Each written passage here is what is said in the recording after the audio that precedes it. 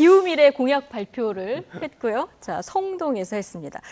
국민의힘 상대적으로 좀 순탄한 분위기로 읽히는데요. 그런데 또 친윤 인사들만 대거 생존했다 이런 지적도 나왔죠. 한동훈 위원장 관련 질문을 받고 어떻게 반박했을까요? 듣고 오시죠. 공천이 좀 진행이 될수록 결국에는 당에 있는 친윤 의원님들이 좀 나와 있다 이런 비판이 반대의 지점도 보이시지 않습니까? 제가 안 나가잖아요. 그렇죠? 장제원 의원이 불출마했죠.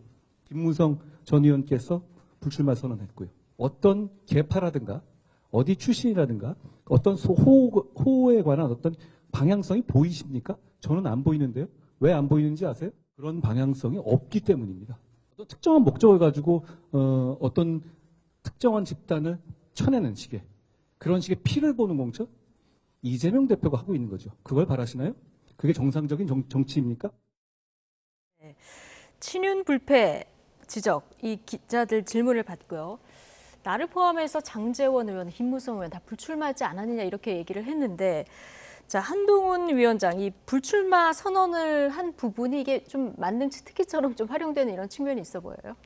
그러니까 처음에 비대위원장 오시면서 네. 불출마 선언했을 때는 저거는 희생이 아닌데 예. 비대위원장 입장에서 좀 험지에 출마하면서 바람을 좀 일으켜 주는 게 그게 희생 아니냐 뭐 이런 시각도 있었는데 지금 와서 이제 민주당이랑 비교를 하면서 보면 그때 불출마했던 게 어떻게 보면 또 신의 한 수처럼 그렇게 된 측면도 있지 않나 싶고요. 지금 국민의힘 공천 상황하고 민주당 공천 상황이 묘하게 대조적이잖아요.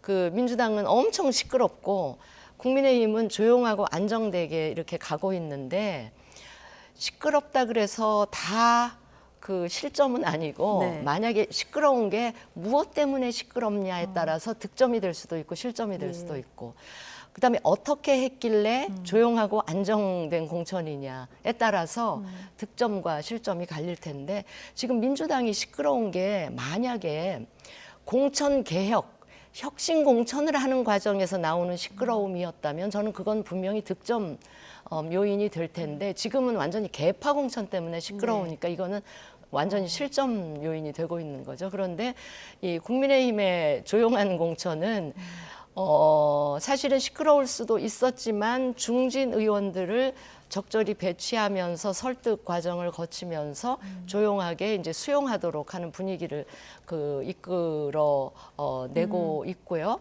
또 경선에 붙여진 그 현역 의원들 가운데도 그냥 드랍하는 의원이나 후보들이 나오고 있고 그래서 보시면 이제 한간에 친윤 현역들은 다 지금 살아난 거 아니냐 이렇게 이제 평가를 하시는데 그 얘기 이제 권성동 이철규 의원이 단수 공천을 받았고 네네.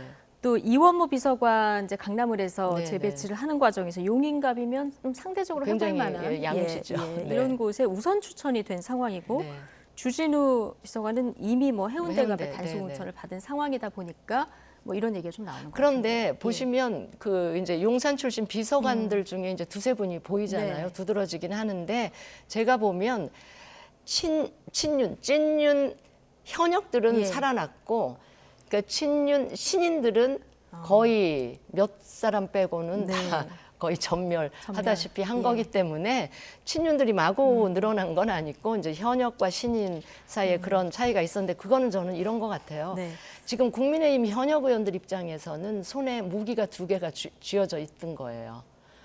쌍특검 재표결, 네. 그다음에 밖에 개혁신당의 존재, 네. 이걸 가지고 아마 이제 지도부랑 약간의 이제 버틸 수 있는 무기로 작용을 했을 거고 반면에 공관이나 지도부 입장에서는 바로 그 부분이 완전히 혁신 공천을 할 수 있는 물갈이 공천을 하기에는 핸디캡.